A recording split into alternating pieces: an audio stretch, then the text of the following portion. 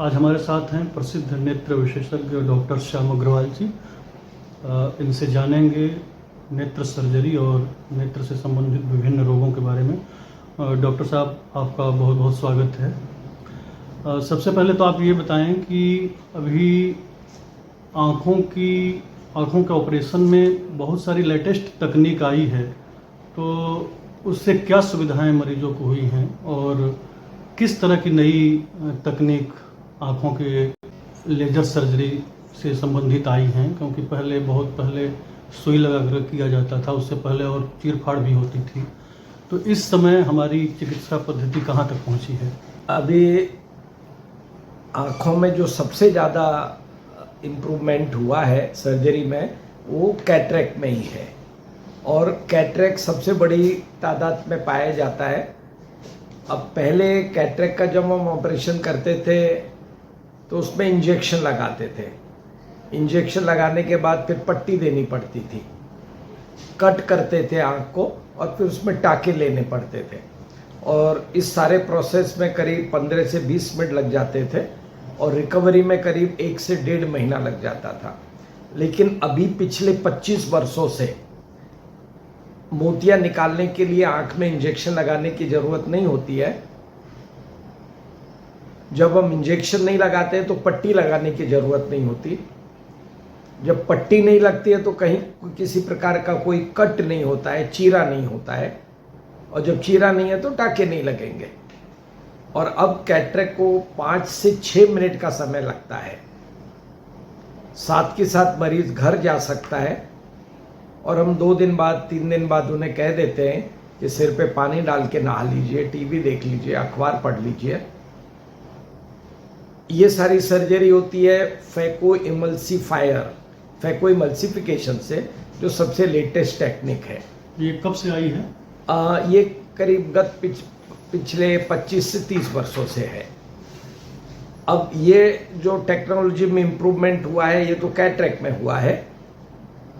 Cataract निकालने के बाद हम लेंस लगाते हैं अंदर। लेंसों में भी बहुत इम्प्रूवमेंट हुआ है।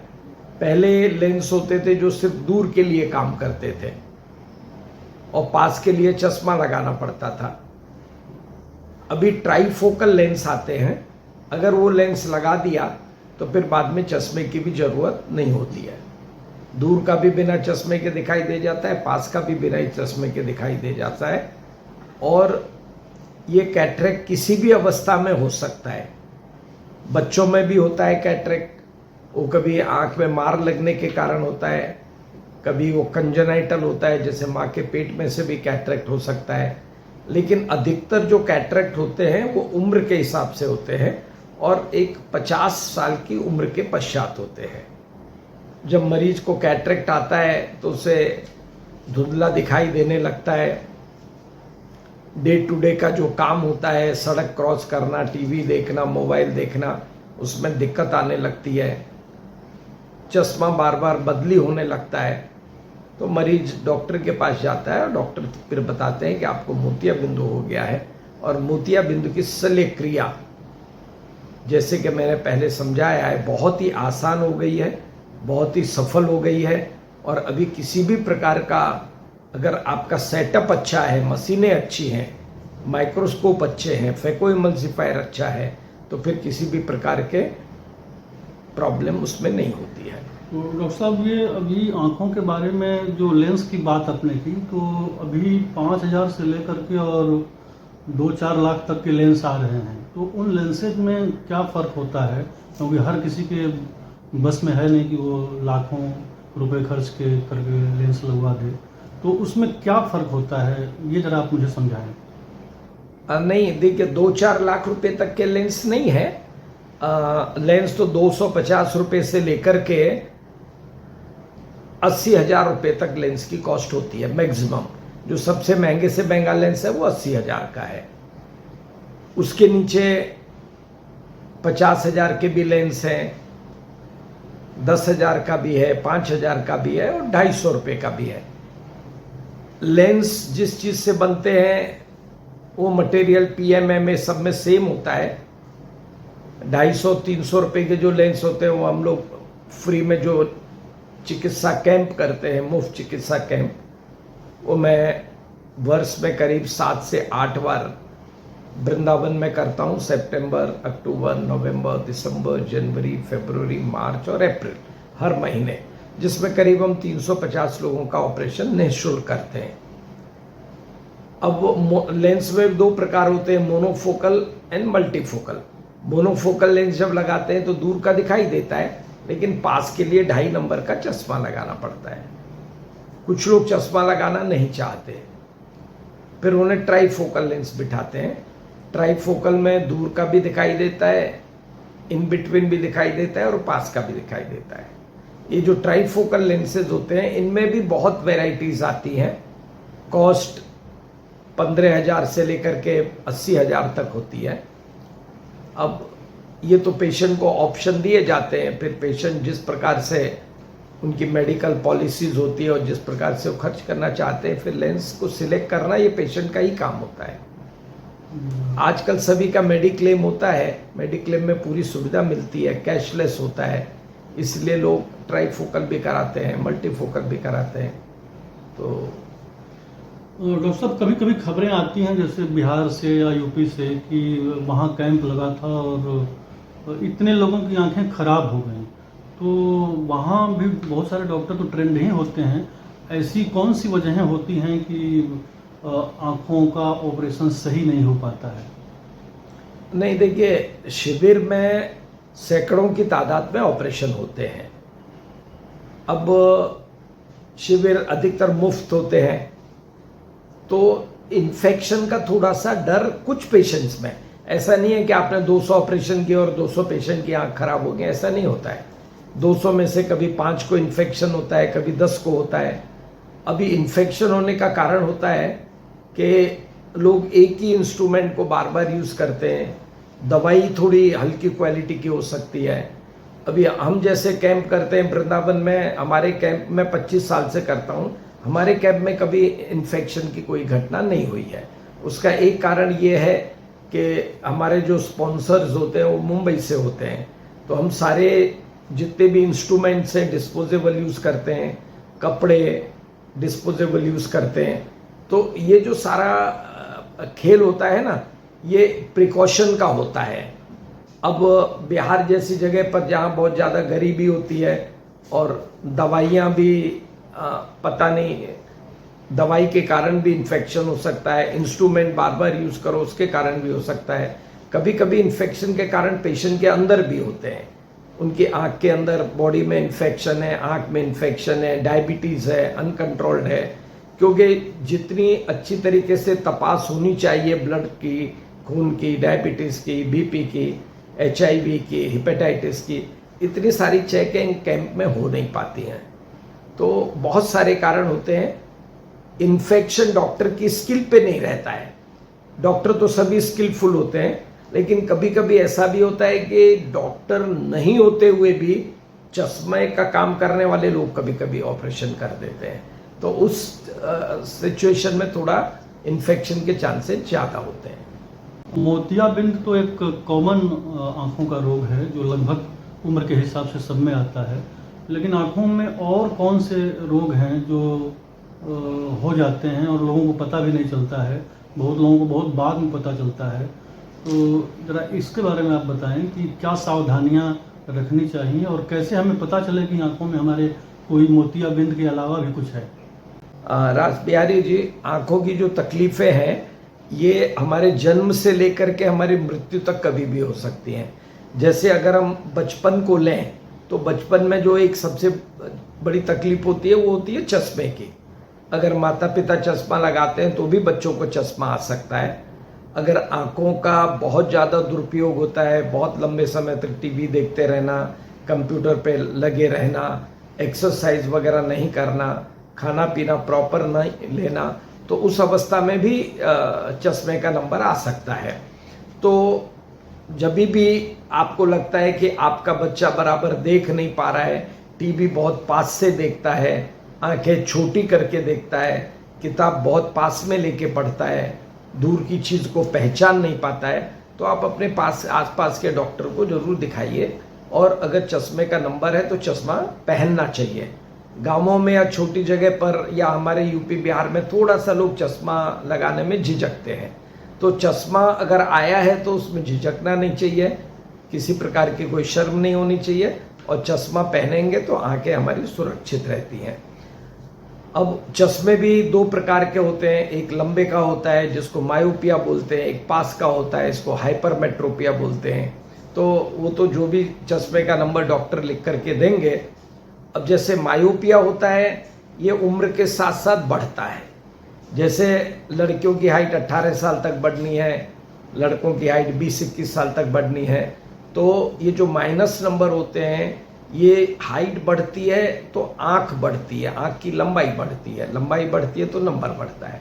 तो इसलिए ऐसा नहीं है कि 5 साल की उम्र में आपको 1 नंबर था तो जिंदगी भर वो 1 नंबर ही चलता रहेगा। नंबर धीरे धीरे उम्र के साथ 20 साल की उम्र तक बढ़ता रहता है। 20 साल की उम्र आने के बाद नंबर स्टेबल हो जाता है। और प्लस नंबर जो होते हैं वो जैसे जैसे उम्र बढ़ती है वो छोटी आंख के साथ होते हैं। उम्र बढ़ेगी, हाइट बढ़ेगी, आंख की लंबाई बढ़ेगी तो प्लस नंबर कम भी होते हैं। तो इसलिए बचपन में अगर नंबर आ जाए तो कम से कम साल में एक बार अपने डॉक्टर के पास जाके नंबर को चेक कराना चाहिए। खूब तादाद में हरी सब्जियां, हरे फल, दूध और दाल का सेवन करना चाहिए। हम जब पढ़ें तो कम से कम 12 से 14 इंच के दूरी पर पढ़ें। टीवी बहुत ज़्यादा न देखें। कंप्यूटर का उपयोग पढ़ाई के लिए करें लेकिन गेम वगैरह कंप्यूटर पे ना खेलें। घंटे से 1.5 घंटे एक शारीरिक व्यायाम होना चाहिए। तो अगर हम संतुलित आहार, व्यायाम और सुरक्षित उपाय देखने के करेंगे तो फिर वो आँख के नंबर पे कंट्रोल भी आ जाता है, आँखें खराब भी नहीं होती हैं। इसलिए हमें अपने बच्चों को ज़्यादा से ज़्यादा साग सब्जी, फल, दूध और दाल इनका सेवन ज़्यादा करना चाहिए। शाकाहारी को, मांसाहारी है तो अंडे और मछली का सेवन कर सकते हैं।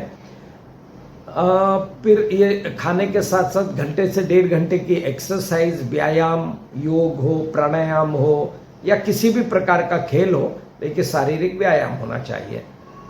कम से कम साल में एक बार आई की टेस्ट करके चश्मा अगर नंबर बदल रहा है तो चश्मे के नंबर को बदल लेना चाहिए। तो ये प्रॉब्लम्स होती हैं बचपन की। बचपन में एक दूसरी प्रॉब्लम होती है कि आंख तिरछी हो सकती है, जिसको हम भेंगापन बोलते हैं, टेढ़ापन बोलते हैं, इंग्लिश में स्क्विंट बोलते हैं। अगर हमें स्क्विंट है तो वो भी डॉक्टर के पास जाके चेक कराना चाहिए। और स्क्विंट का आज पूरा इलाज होता है। अगर आंख आपकी तिरछी है तो उसको ऑपरेशन से सीधा किया जा सकता है। कभी कभी ये होता है कि एक आंख कमजोर होती है, वो देखती नहीं है तो तिरछी हो जाती है। तो जो देख नहीं रही है आंख, उसमें हम नज़र तो नहीं बढ़ा सकते, लेकिन जो आंख तिरछी है उसको सीधा कर सकते हैं। और बाकी छोटी मोटी तकलीफ़ें होती हैं, कंजेनाइटल तकलीफ होती हैं बच्चों को। माँ के पेट में से ही कैटरेक्ट आ सकता है। रेटिनोब्लास्टोमा एक प्रकार का कैंसर होता है। मतलब ये बहुत कम होती हैं, बहुत रेयर होती हैं, लेकिन सबसे ज़्यादा तकलीफ होती है वो चश्मे के नंबर का आना। और दूसरी सबसे ज़्यादा प्रॉब्लम आजकल जो बच्चे फेस करते हैं वो होती है एलर्जी की। एलर्जी मेनली होती है धूल की, मिट्टी की, डस्ट की। बच्चे जब मैदान में खेलने के लिए जाते हैं या स्कूटर पे बैठते हैं या समुद्र के किनारे गए तो एलर्जी भी बहुत बड़ी तादाद में बच्चों में पाई जाती है। और एलर्जी में बच्चों को आँख लाल होना, खुजली होना, पानी आना और गीड़ निकलना, डिस्चार्ज निकलना। तो एलर्जी के लिए हम लोग दवाई देते हैं, उससे एलर्जी कंट्रोल रहती है। एलर्जी कभी भी ठीक नहीं होती, ठीक है अपने आप होती है। मान लो 6-7 साल की उम्र में एलर्जी शुरू हुई, कुछ बच्चों में 12 साल में ख़त्म हो जाती है, कुछ में 14 में ख़त्म हो जाती है, किसी में 16 में। लेकिन जब तक है तब तक उसको दवाई से कंट्रोल में रखना पड़ता है। और एलर्जी भी पीरियोडिक होती है।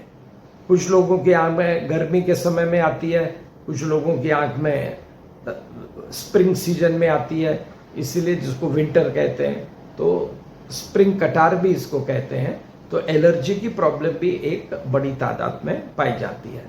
फिर अगर हम मिडिल एज लेंगे, करीब 35 से लेकर के 55-60 उम्र में, वहाँ पे लोगों को ब्लड प्रेशर और डायबिटीज़ की तकलीफ ज़्यादा होती है। ब्लड प्रेशर और डायबिटीज का भी खराब असर आंख के ऊपर पड़ता है, क्योंकि जब ब्लड प्रेशर होता है, खून का रक्तचाप बढ़ा हुआ है, डायबिटीज है, खून गाढ़ा होता है, तो आपकी जो बारीक बारीक खून की नलियां हैं वो बंद हो जाती हैं, नैरो हो जाती हैं, सिकुड़ जाती हैं, और उनके सिकुड़ने से, उनके खून गाढ़ा होने से, नैरो होने से उनमें रिसाव होने लगता है, खून लीक होने लगता है। तो जब कभी भी आपको डायबिटीज है, ब्लड प्रेशर है, तो साल में एक बार आप जरूर आंखों की तपास कराएं। और अगर किसी भी प्रकार का डायबिटीज का या आंखों का दुष्परिणाम आपके रेटिना पे, पर्दे पे आ रहा है, तो उसका इलाज कराएं। आज हर चीज का इलाज है, लेकिन मरीज समय रहते हुए डॉक्टर के पास पहुंचना चाहिए। पहले डायबिटीज में कई करोड़ लोग ब्लाइंड होते थे, लेकिन आज वो ब्लाइंड, डायबिटीज के कारण ब्लाइंडनेस खत्म हो गई है। हाँ, अगर आपको तकलीफ है और आप डॉक्टर के पास नहीं जाते और एकदम अंतिम स्टेज में डॉक्टर के पास जाते हैं, जैसे आदमी को कैंसर है, शुरुआत में ही कैंसर का पता लग गया, तो आज कैंसर को ठीक किया जा सकता है, कैंसर क्योरेबल है। लेकिन वो पूरे शरीर में फैल गया, फिर आप डॉक्टर के पास जाएंगे तो फिर शायद उसका पूरा उपचार न हो पाए।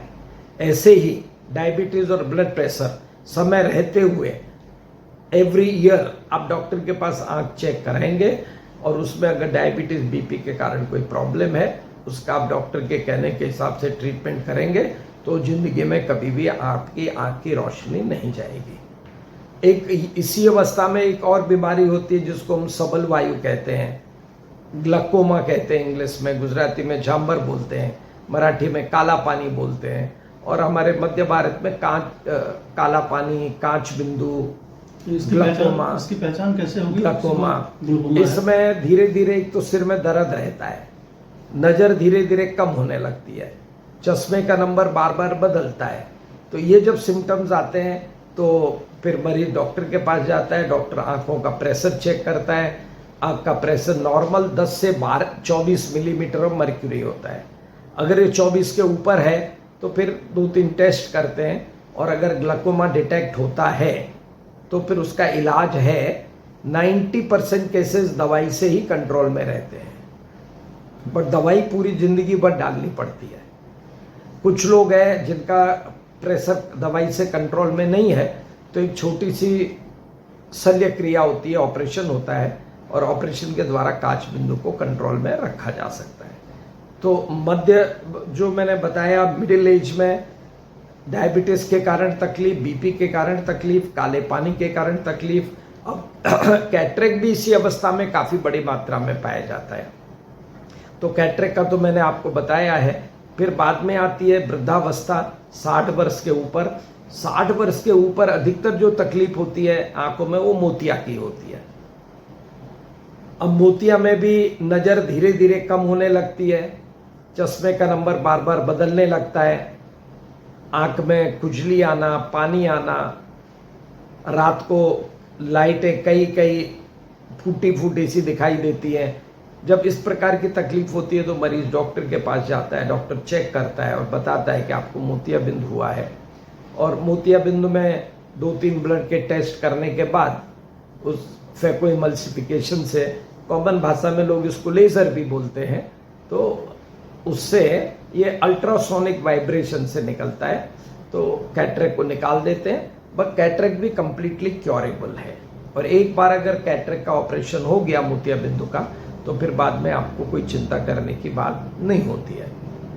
हाँ, ऑपरेशन के पश्चात किसी को 1 साल बाद, किसी को 2 साल बाद, किसी को 5 साल बाद एक पतली सी झिल्ली आ सकती है।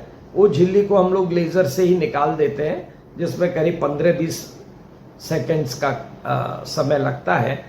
तो कहने का अर्थ यह है कि आज आंख में बीमारी कितनी भी हो, लेकिन 1 रुपये में से 15 आना बीमारियों का इलाज है, परमानेंट इलाज है, पूरा इलाज है। कुछ बीमारियां ऐसी हैं कि जिनका अभी तक हमारे पास कोई इलाज नहीं है। उनमें बहुत सारी तकलीफें ऐसी होती हैं कि भाई सिर का बुखार आया और आँख की नस सूख गई। आँख की नस सूख जाती है तो सूखी हुई नस का कोई इलाज नहीं है।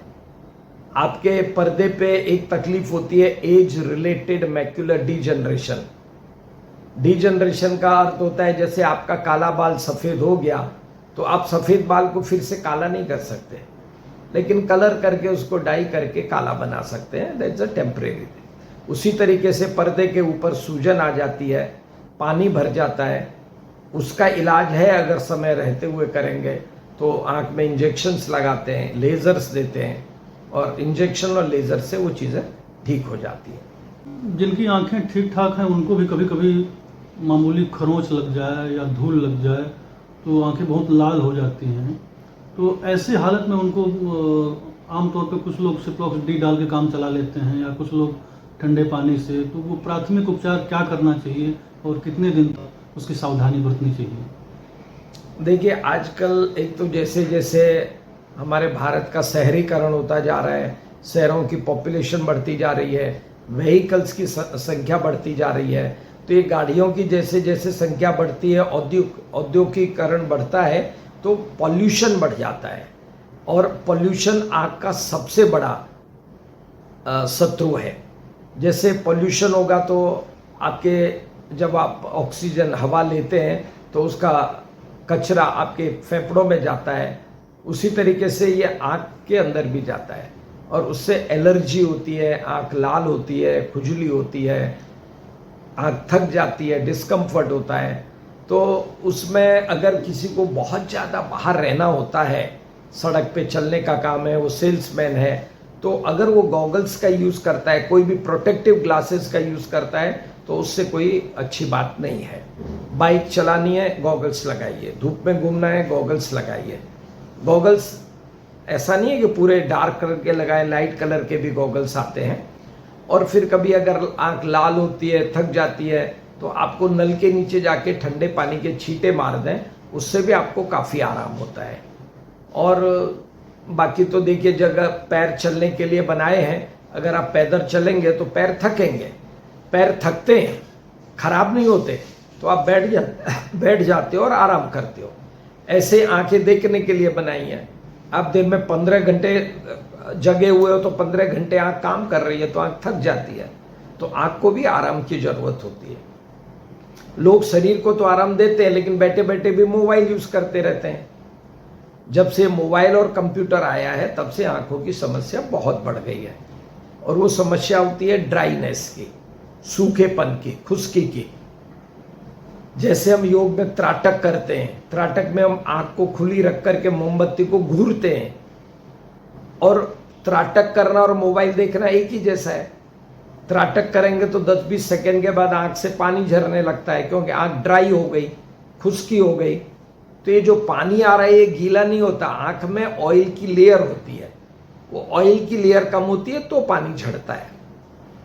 तो ऐसे जब हम बहुत ज़्यादा कंप्यूटर यूज़ करते हैं, मोबाइल यूज़ करते हैं, तो ड्राइनेस हो जाती है। ड्राइनेस होने के कारण आंखों में मिर्ची जैसी लगती है, जलन होती है, पानी झड़ता है, सिर भारी हो जाता है, हेडेक होने लगता है, और शाम 4-5 बजते बजते किसी चीज़ में मन नहीं लगता। ये ड्राइनेस का एक सिम्टम है। तो आंखों को जैसे स्वस्थ रखने के लिए आमतौर से किसी भी व्यक्ति को आंखों का दिन में कितने घंटे तक इस्तेमाल करना चाहिए? नहीं, ऐसा देखिए कोई फिक्स पीरियड नहीं है कितने घंटे यूज़ करना है। जब हम सो कर के उठते हैं, आंखें तो तभी से ही काम करना शुरू कर देती हैं, लेकिन हमको जैसे हम कंप्यूटर पे बैठे हुए 2 घंटे, आंख थक जाती है तो बीच में हम एक 10-15 मिनट का ब्रेक दे सकते हैं। जब आराम कर रहे हैं, मतलब मान लो आपने खाना खाया है, 15-20 मिनट आप आराम कर रहे हैं, तो आंख बंद करके आराम करिए, मोबाइल का उस समय उपयोग मत करिए। खाने की जब बात आती है तो पर्याप्त मात्रा में ग्रीन वेजिटेबल्स, फ्रूट्स, दाल और दूध अगर चलता है तो दूध का उपयोग होना चाहिए। दिन में 1 से 2 बार पानी से आंखों को धो सकते हैं, धोने से भी काफ़ी आराम मिलता है। और रात को तो अब अगर अच्छी नींद होती है 6-7-8 घंटे की, तो आंखों को उस समय तो पूरा आराम मिलता ही है। लेकिन अगर दोपहर को भी आप 15-20 मिनट एक हल्की सी झपकी ले लेते हैं, नींद ले लेते हैं, अगर नींद नहीं लेनी है तो आंख को बंद करके 15-20 मिनट कुर्सी पे आराम करते हैं, तो मुझे लगता है उतना आंख के लिए आराम काफ़ी है।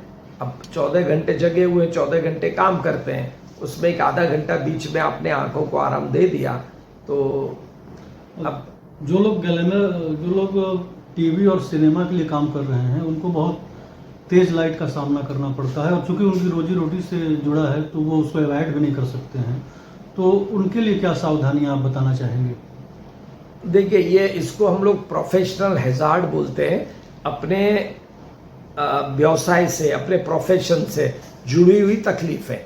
जैसे एक मजदूर आदमी है, पूरे दोपहरी में गर्मी में काम करता है तो उसकी चमड़ी काली हो जाती है, नंगे पैर खेत में काम करता है तो तकलीफ होती है। उसी तरीके से जो फिल्मों में काम करते हैं उनको आंख पे बहुत तेज लाइट लगती है, और जब काम करते वक्त वो गॉगल्स का भी इस्तेमाल नहीं कर सकते, तो इसीलिए जो लाइट है वो उनको सहन करनी पड़ती है। बहुत सारा कॉस्मेटिक्स लगाना पड़ता है। कॉस्मेटिक्स के भी अपने कई प्रकार के, मेरे पास काफ़ी फिल्म इंडस्ट्री के लोग आते हैं और उसके साइड इफेक्ट तो होते ही हैं। लेकिन जब कभी भी आपको समय मिले तो आप आराम कर लें, ठंडे पानी से आंखों के छींटे दे दें। मॉइस्चराइजिंग ड्रॉप्स आती है, ड्रॉप का यूज़ कर लें, विटामिन का यूज़ कर लें। बट यही है कि और जब कभी काम पे न हो तो सनलाइट वगैरह से बचने के लिए काफ़ी फिल्म वाले गॉगल्स भी यूज़ करते हैं, आप गॉगल्स भी यूज़ कर सकते हैं। बाकी तो जो प्रोफेशन से जुड़ी हुई तकलीफ़ें हैं वो रहती हैं।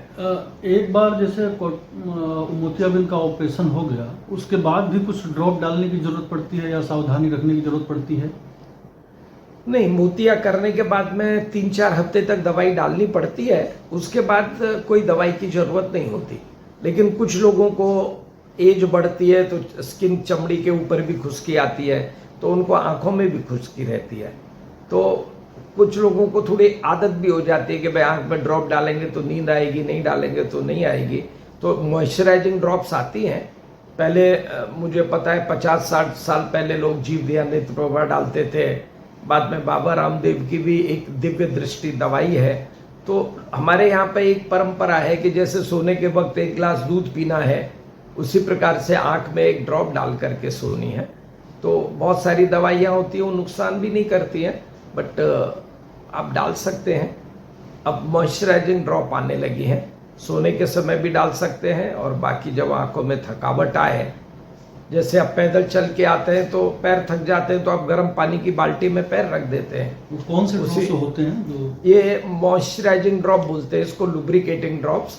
मिथाइल सेल्यूलोज होता है उसमें, कार्बोक्सी मिथाइल सेल्यूलोज, बहुत सारे केमिकल्स आते हैं। बट इसका जो वर्ड है मॉइस्चराइजिंग ड्रॉप्स, लुब्रिकेटिंग ड्रॉप्स, आज की डेट में लाखों कंपनियां ये दवाइयां बना रही हैं। बहुत बड़ा इसका व्यापार है। जब से लोग मोबाइल पे और कंप्यूटर पे लगे हैं, और मोबाइल और कंप्यूटर जहाँ होता है वहाँ एयर कंडीशन होता है, तो एयर कंडीशन के कारण, मोबाइल के कारण, लैपटॉप के कारण ड्राइनेस काफ़ी होती है। और मैं कहूँगा हर दूसरा आदमी आज मॉइस्चराइजिंग ड्रॉप्स यूज़ कर रहा है। क्या कभी कोई ऐसी भी शिकायत सुनने को मिली है कि ऑपरेशन के बाद लेंस में कोई खराबी आई या लेंस फिसल के निकल गया? कुछ भी होता है जीवन में, हर चीज़, हर जगह पे कॉम्प्लिकेशंस तो होते ही है ना। अगर सर्जरी करते समय, अब सर्जरी जब होती है तो जो बच्चा सीख रहा है, जो डॉक्टर, वो भी सर्जरी कर रहा है, और जो 40 साल से कर रहा है वो भी कर रहा है। मान लो सीखने वाला कर रहा है तो उसके हाथ से गलती ज़्यादा होगी, और जो 40 साल से ऑपरेशन कर रहा है उससे गलती कम होगी। तो दुनिया का कोई ऐसा क्षेत्र नहीं है, अब किसी भी क्षेत्र को ले लो, अगर कोई पत्रकार है, वो 15 दिन से उसने पत्रकारिता शुरू की है तो उससे गलती होगी न्यूज़ लिखने में। और अगर कोई वकील है, वो पहला ही केस लड़ रहा है तो उससे भी गलती होगी। तो डॉक्टरों की भी गलती होती है। अब अगर गलती नहीं होगी तो आप सीख नहीं सकते। कोई व्यक्ति कहे कि मैंने कभी जिंदगी में गलती नहीं की, तो इसका अर्थ है कि वो झूठ बोल रहा है। क्या कभी कोई ऐसा कॉम्प्लिकेशन आपको देखने में आया? बहुत आते हैं, बहुत कॉम्प्लिकेशंस होते हैं। कुछ कॉम्प्लिकेशन होते हैं कि भाई डॉक्टर की गलती से हुए, कुछ कॉम्प्लिकेशन होते हैं पेशेंट की गलती से हुए। कॉम्प्लिकेशन तो बहुत तो होते हैं। क्या उसका इलाज क्या होता है? हाँ, इलाज होता है। अभी जो नई नई टेक्नोलॉजी आ रही है उसमें कॉम्प्लिकेशंस की तादाद बहुत कम हो गई है। अब जैसे मैंने कहा कि भाई फैकोएबल्सिफिकेशन से कैटरेक्ट करते हैं, तो इसमें भी 5 लाख से लेकर के करोड़ों रुपए तक की मशीन आती है। आप अगर 1 करोड़ रुपए की मशीन पर सर्जरी करोगे तो तकलीफ कम होगी। जैसे आप एक गाड़ी मारुति गाड़ी में चलते हो और आप इसमें BMW में चलते हो, मारुति गाड़ी के एक्सीडेंट ज़्यादा होंगे, BMW के एक्सीडेंट नहीं के बराबर होंगे। ये हर जगह पर हर चीज़ अप्लाई करती है। तो इसी तरीके से आप कौन सी मशीन पे ऑपरेशन कर रहे हैं। अच्छा, पेशेंट बहुत ज़्यादा मोतिया लेकर के आता है, मोतिया बहुत ज़्यादा पक गया है, हर जगह पर डॉक्टर की ही गलती ऐसा नहीं होता है, मरीजों की भी बहुत सारी गलतियां होती है। ऑपरेशन कर दिया, मरीज घर चला गया, तब तो डॉक्टर साथ में नहीं है, उसने आंख को हाथ लगा दिया, किसी बच्चे ने जब दवाई डाली तो उसमें दवाई डालने में गलती हो गई, इन्फेक्शन हो जाता है, बहुत सारी तकलीफें होती हैं।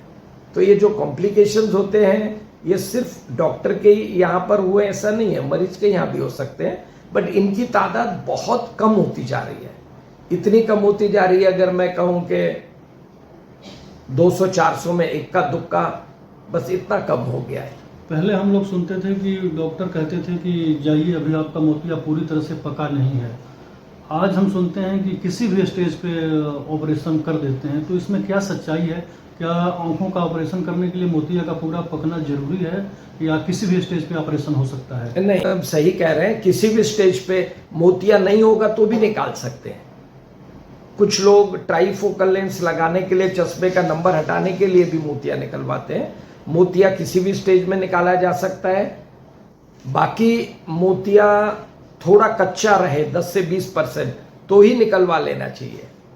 अब मोतिया को हम आँख के अंदर गला के लेजर से गलाते हैं, जैसे दही होती है, दही को छाछ बनाना इजी होता है, बर्फ के टुकड़े का पानी करना मुश्किल होता है। पका हुआ मोतिया मतलब बर्फ का टुकड़ा, कच्चा मोतिया मतलब दही। तो कच्चा मोतिया ज़्यादा अच्छा निकलता है, उसमें कंप्लेन कम होती है, डॉक्टर को तकलीफ कम होती है, मरीज को तकलीफ कम होती है, रिकवरी फास्ट होती है। तो इसलिए मोतिया को अब पूरा पकने की ज़रूरत नहीं है। लेकिन ऐसा नहीं है कि मोतिया शुरू हुआ और ऑपरेशन कर लो, ये भी ठीक नहीं है।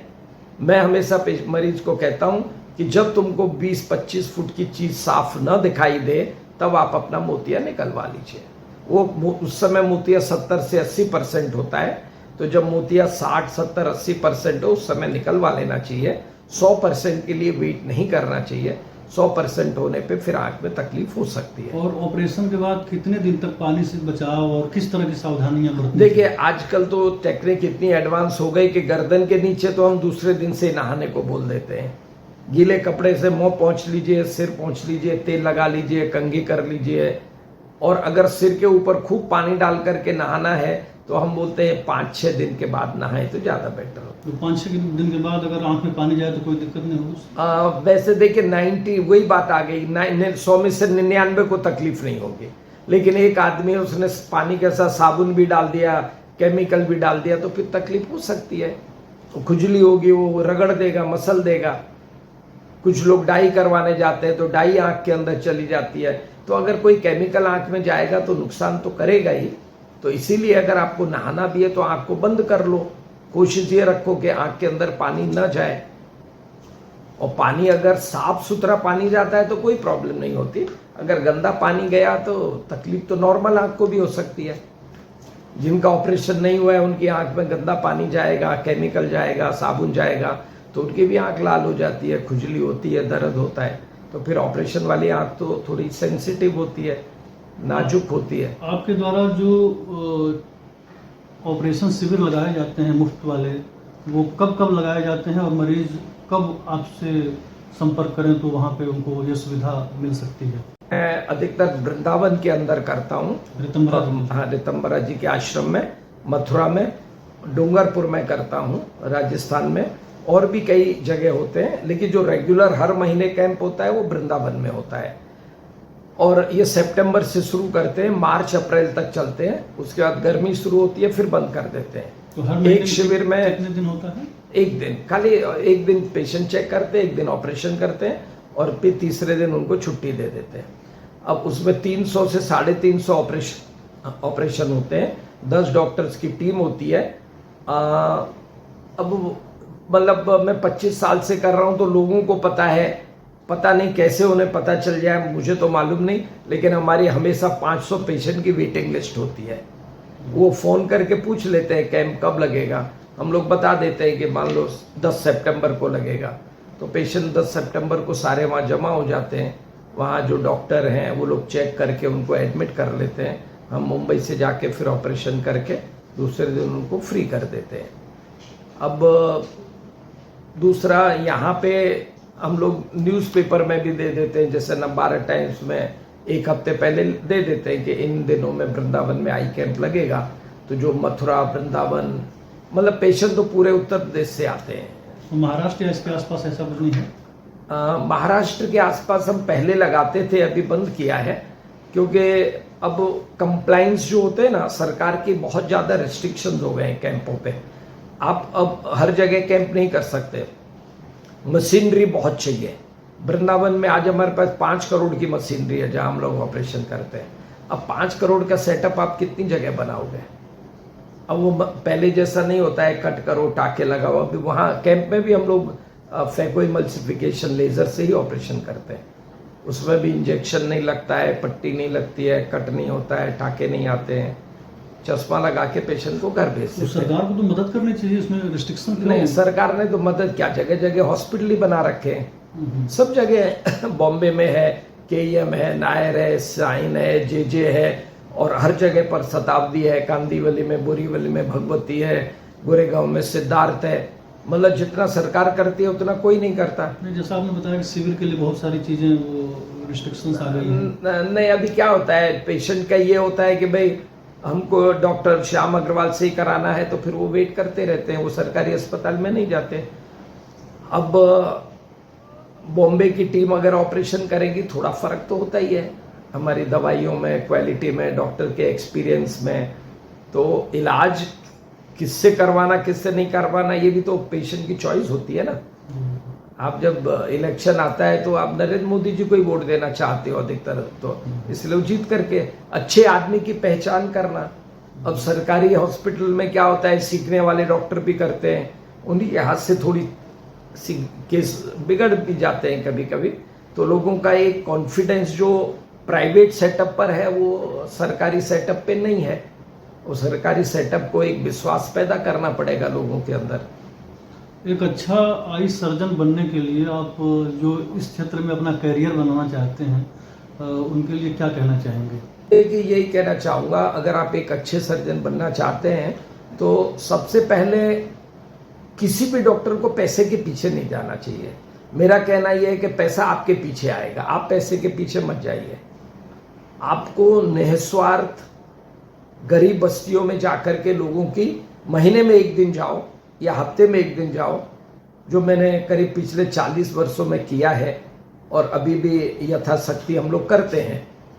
तो मैं हर संडे कहीं ना कहीं फ्री आई चेकअप कैंप करता था। उसमें से जो मरीज निकलते थे उनका अपने यहाँ ला करके फ्री ऑपरेशन भी करते थे। तो पैसे के पीछे नहीं पड़ना चाहिए। जो लोग झुग्गी बस्तियों में रहते हैं, जो बिल्कुल पैसा खर्च नहीं कर सकते हैं, उनकी सेवा करनी चाहिए चैरिटेबल जगह पर जा कर के। और जो भी काम करें उसमें पूरी मेहनत, लगन, ईमानदारी और कर्तव्य परायणता। जैसे आज हमारे प्राइम मिनिस्टर जी हैं, नरेंद्र मोदी जी हैं या योगी जी हैं, उन्हें तो एक छोटी सी पगार मिलती है, वो पगार के लिए वहाँ नहीं गए। उन्होंने एक जीवन में व्रत लिया है कि हमें लोगों की सेवा करनी है। राजनीति में ऐसे भी बहुत से लोग हैं जो अपना घर बार भरने के लिए राजनीति में जाते हैं, और उनके एक नहीं, उनके बड़े बड़े एम्पायर हैं। आप किसी भी क्षेत्रीय पार्टी को ले लो, वो महाराष्ट्र में शिवसेना हो या समाजवादी पार्टी हो या बिहार में लालू का परिवार हो, ये लोग राजनीति में कोई लोगों की सेवा करने के लिए थोड़े आते हैं। सरकारी नौकरी मिलती नहीं है, पढ़े लिखे हैं नहीं, काम कर नहीं सकते, तो इसलिए या तो लोग गेरुआ वस्त्र पहन के साधु बन जाते हैं। साधु बनने का फायदा यह है कि लोग पैर भी पड़ते हैं और घी में डुबो के रोटी भी खिलाते हैं। या फिर नेता बन जाइए सफेद कपड़ा पहन करके, नेता बन के भी लोग पैर छुएंगे और आपकी जय जयकार होगी। लेकिन ये एक व्रत है, ये एक मेहनत, लगन, ईमानदारी, कर्तव्य परायणता, फिर वो आपको लाल बहादुर शास्त्री बनाती है, फिर आपको अटल बिहारी वाजपेयी बनाती है, फिर आपको चौधरी चरण सिंह बनाती है। फिर ये आपको पंडित दीनदयाल उपाध्याय बनाती है, राम मनोहर लोहिया। तो हर क्षेत्र में ये 10-15% ही लोग होते हैं जिनके पीछे पूरी व्यवस्था चलती है। 80-85 जो लोग होते हैं तो परजीवी होते हैं, ये दूसरों के ऊपर पलते हैं। तो ऐसे ही आप कोई भी व्यवस्था ले लो, मेडिकल क्षेत्र में भी अच्छों की तादाद थोड़ी ज़्यादा होती है, लेकिन खराब भी बहुत लोग होते हैं जो सिर्फ पैसे के लिए काम करना चाहते हैं। जो बच्चे आंखों का डॉक्टर बनना चाहते हैं उनको शुरुआत किस तरह से करनी चाहिए? नहीं, सबसे पहले तो आपको बहुत मेहनत करके 10वीं पास करनी पड़ेगी, फिर आपको 12वीं पास करनी पड़ेगी, नीट का एग्ज़ाम देना पड़ेगा, पहले आपको MBBS करनी पड़ेगी। MBBS के बाद फिर नीट का एग्ज़ाम होता है, उसको नीट PG पोस्ट ग्रेजुएशन, आपको 3 साल का MS करना पड़ेगा, आंखों में डिग्री लेनी पड़ेगी। और उसके पश्चात फिर किसी भी अच्छे इंस्टीट्यूशन में जाके 1-2 साल आपको प्रैक्टिस करनी पड़ती है, कोई जो अनुभवी डॉक्टर है उनके साथ काम करना पड़ता है। कैरियर बहुत लंबा है, मतलब आपकी उम्र करीब मान लीजिए 35 साल आपके निकल जाते हैं। तो 35 साल के बाद फिर आप सोच सकते हो कि मैं मेरी अपनी प्राइवेट प्रैक्टिस करूंगा या पैसा कमाने लायक हुआ। अब मेडिकल क्षेत्र में लंबा होने के कारण लोगों की रुचि थोड़ी कम होती जा रही है।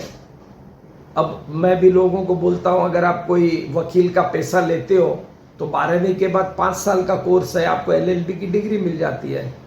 2-3 साल आप किसी भी अच्छे वकील के साथ काम कर लो। तो निरंतर अध्ययन करने से, जवान मीठी रखने से, मेहनत और लगन से आप एक अच्छे वकील बन सकते हो, अच्छे डॉक्टर भी बन सकते हो। लेकिन डॉक्टर में थोड़ा सा कॉम्पिटिशन्स बहुत हैं, जगह जगह पर आपको कंपटीशन है, नीट की परीक्षा है।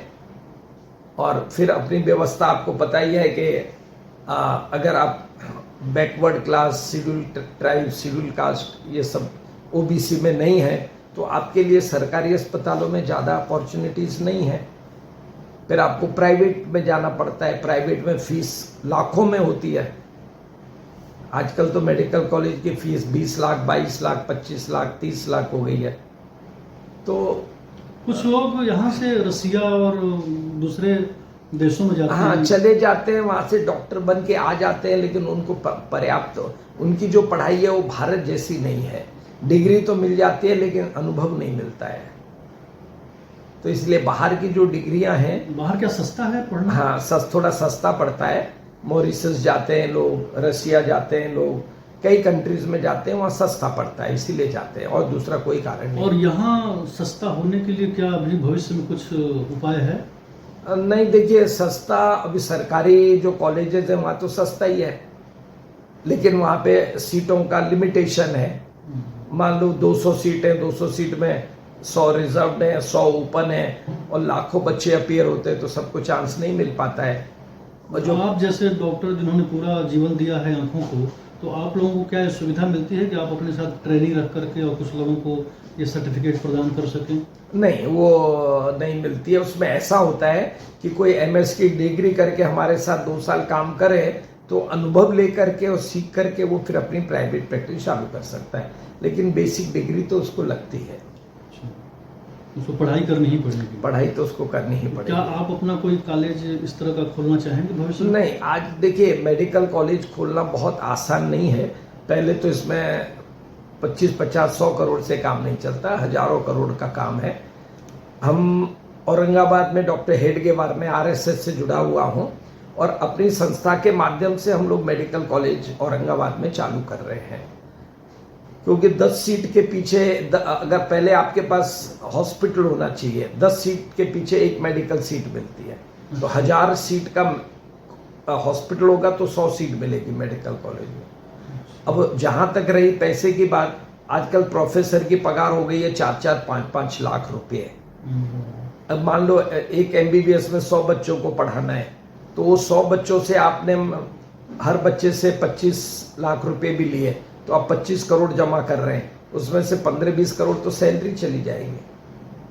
तो ऐसा नहीं है। ये क्या तर्क है कि मतलब 10 सीट के पीछे एक ही को एडमिशन देंगे? वो तो होता है, नहीं तो बच्चे तो डॉक्टर मरीजों के ऊपर ही सीखते हैं ना। अच्छा। मरीज के ऊपर सीख रहे हैं। अगर आप 2 सीट के पीछे एक डॉक्टर कर दोगे तो फिर डॉक्टर अच्छे क्वालिटी के तैयार नहीं होंगे।